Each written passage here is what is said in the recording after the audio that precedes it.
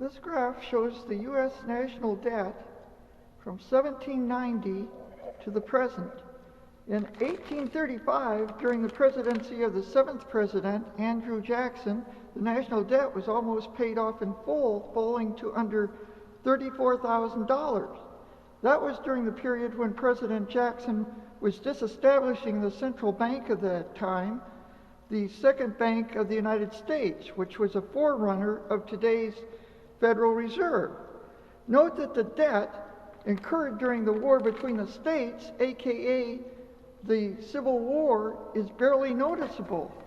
Then in 1913, a group of financiers and banking interests managed to get the Federal Reserve Act rammed through Congress, creating the Federal Reserve System.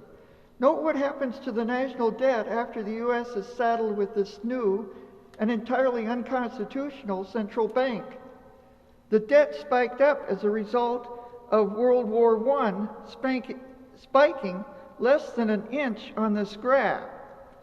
Following the war, the debt was being paid down and decreasing. The New Deal during the Great Depression caused the debt to rise again, but what really set the debt upward was World War II, spiking several inches on the graph. And from there, it continued to grow and grow, often at an accelerated pace through the Korean War and the Vietnam War and the Great Society programs and the subsequent wars and new and expanded government programs.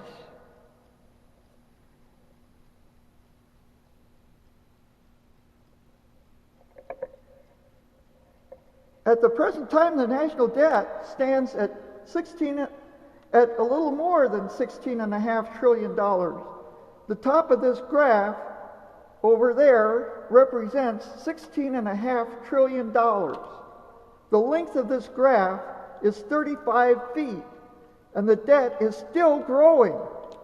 And just think, this entire pile of debt was all made possible by the Federal Reserve System.